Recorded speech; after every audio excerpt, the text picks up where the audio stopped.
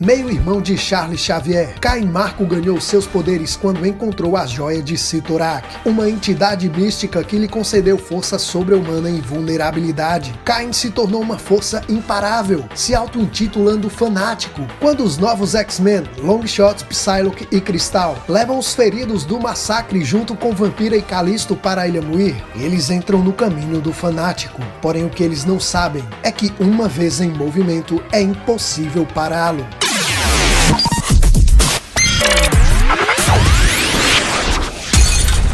Salve galera, aqui é o Júnior e você está no Multiverso Quadrinístico. Seguindo então com a nossa série de histórias dos X-Men, hoje chegamos no volume 18 da saga dos X-Men, um momento pós-massacre que busca mostrar as consequências deste primeiro embate sangrento contra os Carrascos, que culminou no extermínio da grande maioria dos Morlocks. E os X-Men também tiveram baixas consideráveis na sua equipe. Enquanto Colossus está em sua forma metálica, sem conseguir se mexer, o Noturno está em estado de coma desde o ataque que sofreu do Maré Selvagem, antes dele ser morto pelo Colossus. E a Kitty não consegue mais materializar o seu corpo. Ela é literalmente um fantasma vivo. Provavelmente você reconheceu ali o vilão Apocalipse, ele que aparece nessas histórias recrutando os seus cavaleiros, o que levou muitos leitores naquela época a cogitar a hipótese de que o Apocalipse seria o vilão por trás do extermínio dos Morlocks. Mas se nós retomarmos aqui a aparição dele na primeira parte de Massacre, quando ele está recrutando a Morlock Praga e a transforma então em Pestilência, ali naquele momento ele atacou brutalmente um dos Carrascos. Então, tendo em vista essa conduta do Apocalipse, obviamente ele não é o líder dos Carrascos. Quem será que está por trás disso tudo? No finalzinho de Massacre nós vimos a Psylocke sondando a mente do Dentes de Sabre, e ela viu então alguém nas sombras que estava comandando todos os Carrascos. Porém, por enquanto nada é revelado. Então aqui nas histórias de hoje teremos a citação da mente que está por trás do massacre. Outra questão estranha da saga Massacre é você ver o Magneto agindo muito de forma passiva, cara. Ele, depois que se tornou bonzinho, se podemos dizer assim, substituindo o Professor X, parece que isso afetou mesmo sua personalidade. A Ororo pediu para ele ficar na mansão cuidando das crianças, dos novos mutantes, dos adolescentes. Porém, mesmo o Magneto vendo todos aqueles feridos chegando, cara, os próprios X-Men, quando chegam dos túneis pela primeira vez, parecem ter vindo de um cenário de guerra, cara. E o Magneto continua ali, cara, tranquilo e calmo. Em seus tempos de vilania, cara, fácil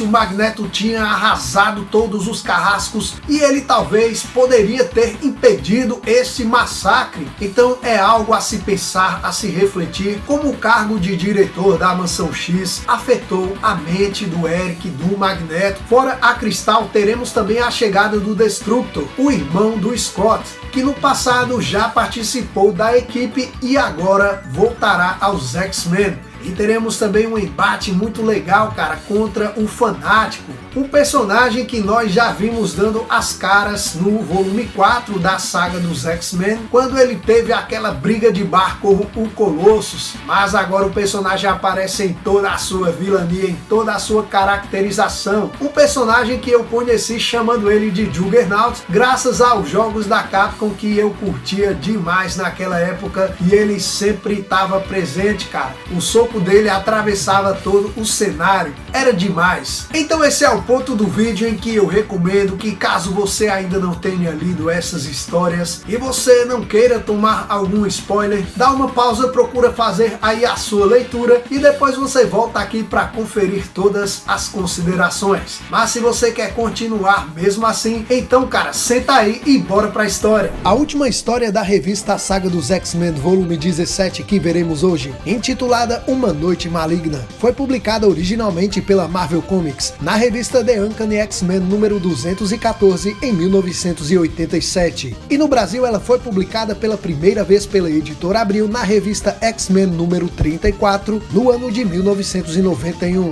Já as histórias que compõem o volume 18 da revista Saga dos X-Men que veremos hoje foram publicadas originalmente pela Marvel Comics na revista The Uncanny X-Men números de 215 a 219 9, no ano de 1987. E no Brasil elas foram publicadas pela primeira vez pela Editora Abril na revista X-Men, números 35 e 36 no ano de 1991. Todas as histórias têm roteiro do Chris Claremont e desenhos do Barry Windsor Smith, Alan Davis, Butch Giles, Mark Silvestre e Brett Blevins. A história inicia mostrando um show de rock em algum lugar de Denver, capital do Colorado. A tecladista da banda é a Alison Blair. Naquela noite, ela encontra seu reflexo mais uma vez. Há algum tempo, Alison Blair tem sofrido com aparições desta personalidade sombria que havia dentro dela, a quem ela mesma deu o nome de Maligna. Alison é mutante, nascida com o poder de absorver o som e converter em luzes de todos os tipos, cores e intensidades. E quando por causa disso sua carreira de cantora afundou, Alison aceitou com alegria o convite de sua amiga Lila para integrar sua banda. Agora Maligna convence Alison a soltar a sua voz e roubar a cena. Assim, enquanto os músicos no palco se entreolham perplexo, a casa lotada ovaciona. Na Mansão X, Logan atende o telefone. Era sobre a Alison Blair. Na noite seguinte, em Dallas, no Texas, em uma boate exclusiva para os ricos e famosos em busca de uma aventura. Para eles, quanto mais insana a noite, melhor. Naquela ocasião, o público vislumbrava uma bela loira dançando e emanando luzes em todos os tons e intensidades na pista de dança sem se preocupar com absolutamente nada. Os X-Men também estão ali. Eles pretendiam alertar a Alison sobre os carrascos. Os mutantes viviam tempos em que se mostrar mutante não era seguro. Mas quando Alison percebe a presença dos mutantes, ela os ataca. Vampira é atingida por uma rajada laser, mas Ororo surpreende a Alison pelas costas e a imobiliza. Porém, uma aura deixa o corpo da Alison. Aquela aura era a Maligna, que agora entra no corpo de Logan.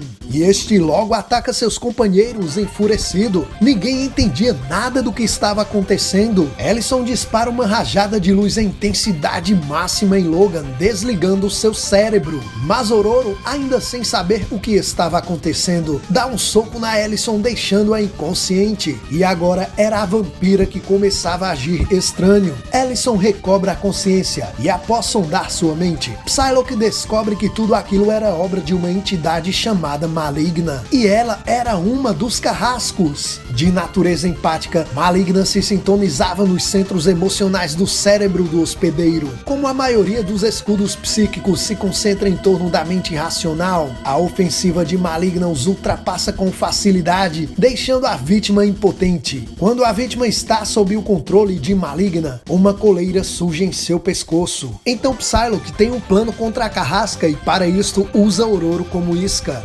Wolverine já prepara suas garras caso o plano falhe. Então Cristal usa seus poderes para chamar a atenção de Maligna. Ela atacava a vampira com rajadas tão intensas que os sentidos de vampira sobrecarregam e ela paralisa. Maligna deixa a vampira como planejado e agora entra no corpo de Ororo, contudo de forma impressionante. Ororo demonstra um grande controle mental e força de vontade, e Maligna não consegue assumir completamente o seu cérebro. O meu lado sombrio, nossa natureza sinistra, é o que a sustenta e dá poder sobre nós, mas eles também são parte do que me torna a líder dos X-Men. Você não conseguiu se apoderar de mim ou subornar esse meu aspecto que eu já aceitei há anos. Não é possível me tentar com o que eu já possuo. Assim, Ororo dá um fim naquela batalha, quebrando a coleira de Maligna. E após todo aquele incidente, Ororo, líder dos X-Men, convida Alison para se unir ao time, um convite que muitos anos atrás ela havia recusado, mas agora em meio àqueles tempos difíceis ela aceita. Agora iniciaremos o volume 18 da revista Saga dos X-Men.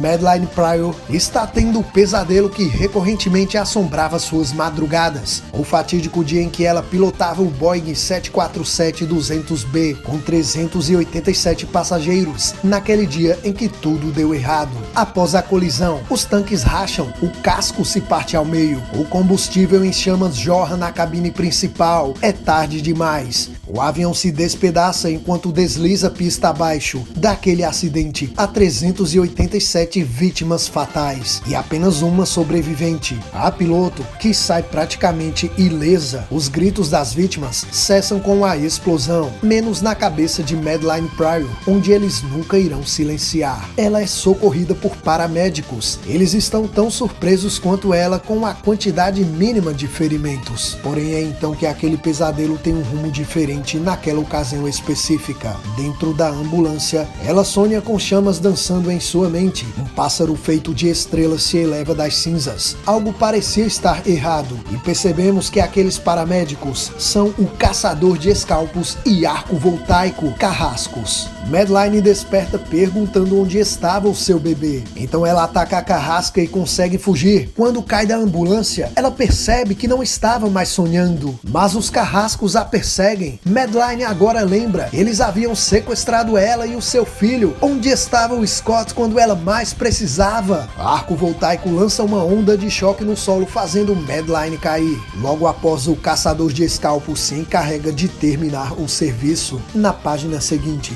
os X-Men estão reunindo todos os feridos no Pássaro Negro. Parte dos X-Men vão levar todos os feridos para a Ilha Muir, na Escócia, para continuarem recebendo tratamento médico sob responsabilidade da doutora Moira McTaggart. Os dois mais novos membros da equipe surgem para sua primeira missão, Longshot e Cristal. Dessa forma, Vampira, Psylocke, Longshot, Cristal e Callisto são encarregados de transportarem os feridos em segurança até a Ilha Muir. Do outro lado do continente, Madeline estava em coma no Hospital Geral de São Francisco. Ela havia sofrido múltiplos ferimentos causados por disparos de arma de fogo. Ninguém pensou que ela sobreviveria, mas ela havia surpreendido a todos. Ela estava em plena recuperação. Na página seguinte, no Pássaro Negro, enquanto quase todos estão dormindo, Kitty surge na cabine. Ela sentia que seu estado de saúde estava cada vez pior. Não conseguia mais falar e em breve talvez não conseguisse nem mesmo pensar mais. Ela olha para Longshot enquanto ele dorme. Ela o acha lindo, mas nunca teria chance de falar isso para ele. Ela estava com medo de morrer e se perguntava por que ninguém conseguia salvá-la. É então que ela beija Longshot e depois volta para sua célula de vida rapidamente. Contudo, Longshot sente aquele beijo e acorda. No dia seguinte, o sol nasce na Ilha Muir. O Pássaro Negro enfim chega ao seu destino.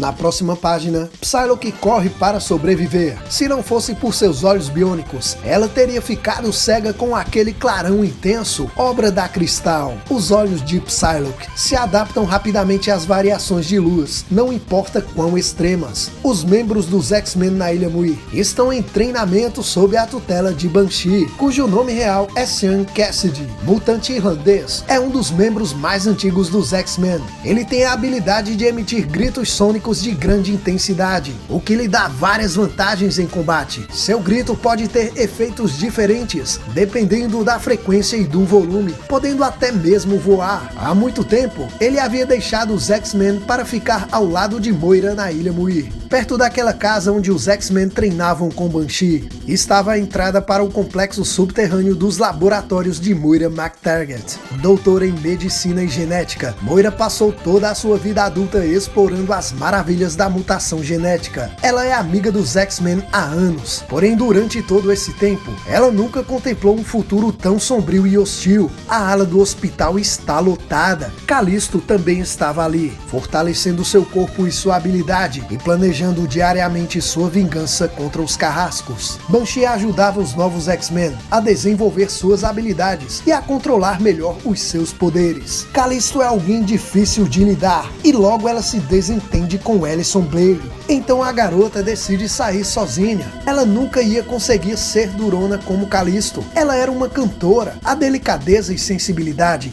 faziam parte dela. Alison caminha pelas ruas para conhecer aquela cidade, até que encontra um pub. Naquele lugar, Alison se diverte ao extremo, dança até os pulmões arderem e o corpo brilhar. Noite adentro, o ritmo fica mais lento. Suaves flertes se tornam algo mais. Faz tempo que Alison não fica tão feliz. Quando a festa enfim termina, Alison e o seu companheiro quase são atropelados por um sujeito estranho. Todavia, Alison reconhece aquele homem. Ela tinha visto seu rosto nos arquivos dos X-Men. Aquele era Cain Marko, o fanático. Em Imediatamente, ela toma uma moto e parte para impedir que ele matasse alguém. Alguns metros à frente, Fanático fecha a estrada como uma montanha. Ele amassa a moto da Allison como uma bola de papel. Porém, quando ela usa seus poderes contra ele, o grandalhão a reconhece como a cantora Cristal e ele diz que era o seu maior fã. Porém, Allison o ignora e persiste com seus ataques. Mas muito facilmente, ele consegue anular as rajadas de luz. Fanático diz que nada pode vencê-lo. Allison tenta fugir, mas era tarde. Após ser rejeitado, o Fanático não vai deixar aquilo barato. Quando o grandão se aproxima novamente, ela se concentra ao máximo para disparar o seu melhor golpe. A cabeça de Allison lateja sem parar. Ela não tem fôlego para gritar, mas naquele momento era vencer ou morrer. Ela precisava atingir o Fanático com tudo que ela tinha. Porém, mesmo assim, ele continua de pé. Mas é então que ela desmaia na sua frente. Eu não queria nada disso. Não era para terminar assim. Eu adorava ela. Eu matei ela. Na página seguinte, no Novo México, Alex Summers, irmão do Scott, viaja ao lado da sua namorada Lorna Dane. Ele é geólogo, ela é do ramo da arqueologia. Naquela manhã, uma Kombi colide contra o Jeep dos dois. O veículo deles desliza pela encosta abaixo da estrada e depois capota. É então que Alex precisa usar seus poderes para sobreviver. Alex Summers tem outro nome, Destrutor. Ele é mutante, dotado de poder de metabolizar radiação cósmica e liberá-la como rajadas de plasma concentrado capazes de pulverizar tudo que toca, um dom que ele prefere não usar. O casal sobrevive ao acidente e organizam toda a sua bagagem novamente para prosseguir em sua viagem. Porém, o que fazer com o Jeep? Ele estava todo danificado.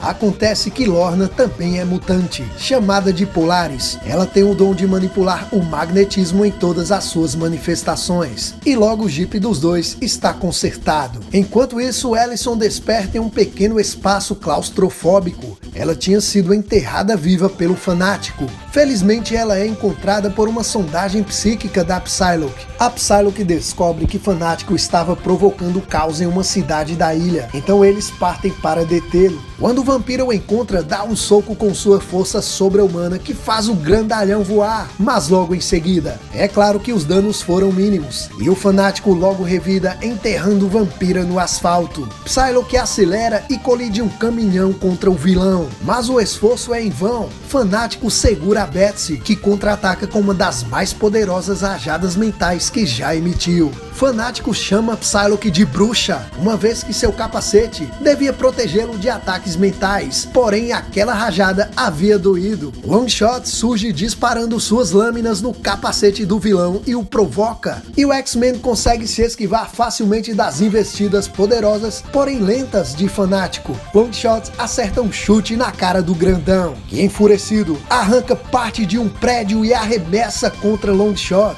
Com a ajuda de Cristal, Psylocke procura o X-Men debaixo dos escombros. Elas estão bastante preocupadas, não havia como ter sobrevivido àquele impacto. Então Vampira chega para ajudar também, e eis que Longshot aparece debaixo de alguns pedaços de madeira que seguraram todos os escombros, deixando-o seguro e ileso, sem um arranhão sequer. A Cristal havia presenciado o maior poder do seu colega de equipe, a sua sorte sobre-humana. Na outra rua, Fanático continuava destruindo tudo o que encontrava no caminho. Mas é então que Vampira surge em um ataque inesperado e taca um beijo na boca do Fanático, que fica sem reação, até sentir sua energia ser drenada. Vampira consegue enfim remover seu capacete e o arremessa no meio de uma antiga estrada ferroviária. Isso seria suficiente para nocautear o Fanático? Os poderes de Caim Marco não são mutantes, são mágicos, quase ilimitados. Por esta razão,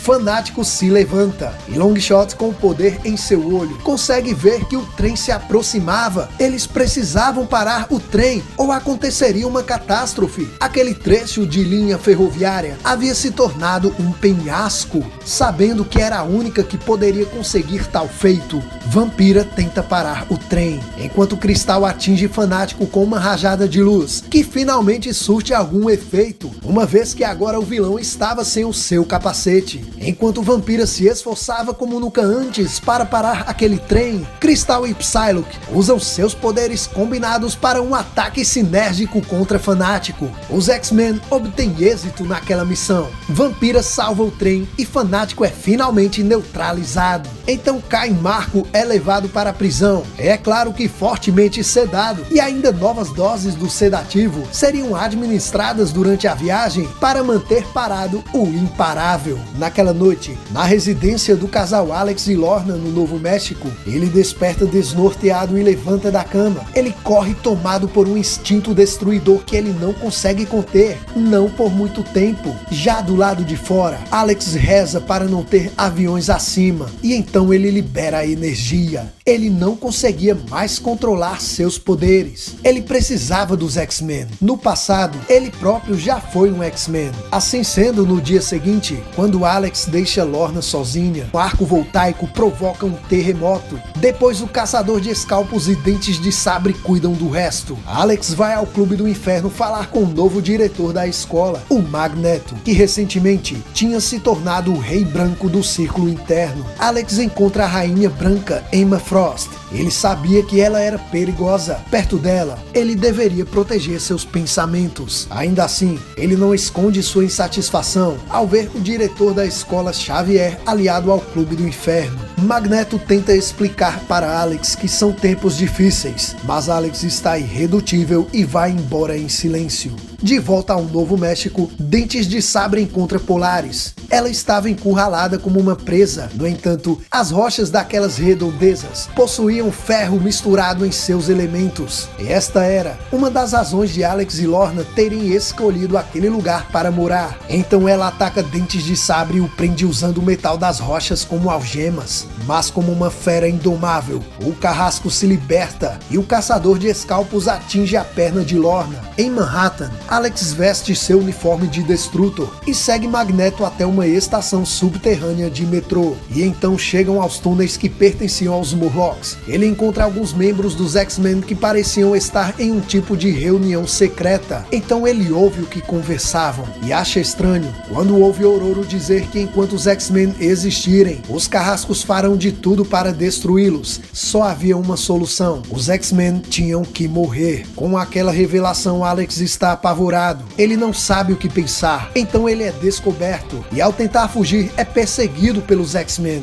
Porém Destrutor só é parado quando Psylocke fala diretamente com a sua mente, e Psylocke diz que ele tinha ouvido a conversa e sabia demais. Sem outra opção, eles contam a Alex sobre o massacre dos Morlocks ocorrido semanas atrás. Contam também sobre o ataque de uma entidade psíquica chamada Maligna. Alex pede para ser aceito de volta no time. Ele queria ajudar. Magneto fala para ele que havia começado uma guerra de mutante contra mutante. Naqueles túneis, eles haviam travado a primeira batalha e haviam tido as primeiras baixas. E infelizmente não seriam as últimas. Então Magneto aperta a mão de Alex, gesticulando que tinha aceitado ele nos X-Men. No Novo México, o jogo havia virado. Os vilões perguntam a ela o que ela pretendia para deixá-los ali imobilizados. Ela responde: comandá-los, é claro, conforme o Senhor Sinistro queria. É então que Dentes de Sabre percebe um detalhe: Lorna estava usando uma coleira, a coleira de Maligna. E a história termina com Maligna dizendo o seguinte: sob meu comando e a tutela do Senhor Sinistro, Lorna Dane vai cumprir seu verdadeiro destino como Senhora do Magnetismo, líder dos carrascos Polaris. Gostou desse vídeo? Eu espero que sim. Agora é aquele momento em que eu conto com a sua colaboração. Se você chegou até aqui, não sai desse vídeo sem antes deixar o seu like, deixar aquela curtida. Se for novo por aqui, se inscreve no canal, ativa o sino das notificações para ficar sabendo sempre que um vídeo novo for postado. Isso é totalmente de graça, não vai te custar nada e é uma forma de você me incentivar a continuar com essa série de histórias dos X-Men. Outra forma de você você contribuir também é compartilhando esse vídeo com outros amigos seus que curtem os X-Men, que curtem quadrinhos. Faça esse vídeo chegar em mais pessoas. E deixa aí nos comentários se você já conhecia os personagens Destructor, a Cristal, o que você acha do vilão Fanático? Você jogava com esse personagem naqueles jogos da Marvel com a Capcom? Deixa tudo aí nos comentários que eu estou curioso demais para saber a sua opinião. E eu vou te responder. Agora eu espero poder contar com você no próximo vídeo. Até lá!